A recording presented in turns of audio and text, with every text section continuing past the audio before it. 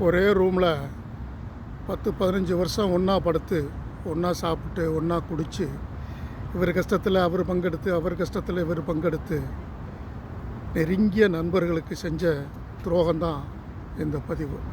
ஒரு ஆள் தொழில் பண்ணுறாரு, ஒரு ஆள் வேலை பார்க்குறாரு. வேலை பார்க்குறவர் ஒய்ஃபுக்கு ஊரில் கேன்சர் வந்துடுது. மனைவி சொல்கிறாங்க, உங்களுக்கும் வயசாகிடுச்சு, ஊருக்கு வாங்க, நம்ம கொஞ்ச நாளாவது சேர்ந்து வாழுவோம் அப்படின்னு மனைவி சொல்கிறாங்க.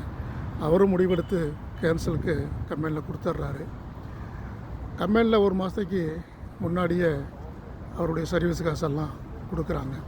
ஒரு 15 லட்ச ரூபா அவருக்கு கிடைக்கிது. அந்த ரூமில் உள்ள தொழில் பண்ணுறாருல்ல, அவர் தம்பி, எனக்கு 1ஆந்தேதி ஒரு 10 லட்ச ரூபாய்க்கு செக் இருக்குது, நீங்கள் பணத்தை கொடுங்க, அதை போட்டு நான் அதை கிளியர் பண்ணிடுறேன். 10ஆந்தேதி எனக்கு ஒரு செக் இருக்குது, கம்பெனி செக்கு, இந்த செக்கை நீங்கள் போட்டு எடுத்துக்கிறீங்க அப்படின்னு சொல்லி இவர் செக்கை கொடுக்குறாரு. நீங்கள் எனக்கு நிறையா உதவி பண்ணியிருக்கீங்க, நீங்கள் 10 லட்ச ரூபா கொடுக்குறதுக்கு நான் உங்களுக்கு 12 லட்ச ரூபா தர்றேன், நீங்கள் ஊருக்கு போகிறது எனக்கு ஒரு உதவி செஞ்சதாக இருக்கட்டும் அப்படின்னு கொடுக்குறாரு. இவரும் நம்பி கொடுக்குறாரு. கொடுத்துட்டு 1ஆந்தேதி அந்த பையன் வாங்கிக்கிட்டு அவன் இடைக்கிட போய் சைட்டில் தங்குறேன்ட்டு போயிடுவான். ஒரு வாரம் கழிச்சு வருவான், 10 நாள் கழிச்சு வருவான். ரூமில் கண்டினியூவாக எப்போதும் தங்க மாட்டான். இந்த ஆள் நான் சைட்டுக்கு போகிறேன்ட்டு போய் தான் பணத்தை வாங்கிக்கிட்டேன்.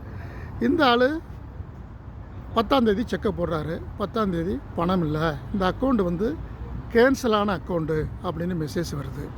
இவருக்கு தூக்கி அடித்து போடுது. அப்போ தான் இவர் ஃபோன் பண்ணி பார்க்குறாரு. அவன் ஃபோனு சுவிட்ச் ஆஃப். இவருக்கு எப்படி இருக்கும்னு பாருங்கள். கிட்டத்தட்ட ஒரு 15-16 வருஷம் வேலை பார்த்த சர்வீஸு காசு, அந்த காசை அவன் ஆட்டையை போட்டுக்கிட்டு போய்த்தான். ஊருக்கு ஃபோன் பண்ணி சொந்தக்காரங்களை போய் அவனை பார்க்க சொன்னால் அவன் வீட்டில், தம்பி, அவன் ஒரு வருஷமாக எங்களுக்கு ஃபோன் பண்ணுறதில்ல, பேசுகிறது இல்லை, அவன் எங்கே இருக்கான்னு எங்களுக்கு தெரியாது, நீங்கள் கொடுத்தேன்னு சொல்கிறீங்க, அவனுக்கிட்டே கேட்டுக்கிறங்கப்பா அப்படின்னு அவங்களும் சொல்லிட்டாங்க. என்ன பண்ணுறது? இந்த ஆள் கதறாரு, கத்துறாரு. மனைவி வீட்டு சொல்கிறாரு, என் கம்பெனியில் சர்வீஸ் காசு கொடுக்கலாமா, எல்லாருக்கும் நிப்பாட்டி விட்டாங்க அப்படின்னு ஒரு பொய்யை சொல்கிறாரு. அது ஏன்னா அவளே முதல்ல கேன்சரில் இருக்கிறா. இந்த மாதிரி நான் ஏமாந்துட்டேன்னு சொன்னால் அவள் செத்து போயிடுவான். நான் என்ன பண்ணுறதுன்னே தெரியாமல் நிற்கிறேன் அப்படின்னு கண்ணீரோட தளம்பி கதறி அப்படியே கூனி குருவி சொல்கிறாரு. அண்ணே, நான் செத்து போயிடலாம்னு நினைக்கிறேண்ணே, வாழை பிடிக்கலண்ணே, இவ்வளோ பெரிய துரோகியோட ஒரு 10-15 வருஷம் நான் வாழ்ந்துருக்கானே, எதுவுமே தெரியலண்ணே, அந்தளவுக்கு நல்லவனாக இருந்தவன் இப்படி எப்படின்னே துரோகம் பண்ணான் அப்படின்னு விசாரித்தா அவனுக்கு 9 லட்ச ரூபாய்க்கு கேஸ் இருந்திருக்கு வெளிநாட்டில். இவர் பணத்தை வாங்கி அவன் கேஸை கிளியர் பண்ணிவிட்டு அவன் ஊருக்கு ஓடிட்டான். ஏன்னா அடுத்தடுத்து அவன் நிறைய இடத்துல செக்கு கொடுத்துருக்கான், கேஸு வரப்போகுது அப்படின்னு அவனுக்கு தெரிஞ்சு போச்சு. அதனால் இந்த ஒரு கேஸை இவர் பணத்தை வாங்கி கிளியர் பண்ணிட்டு ஓடிட்டான்.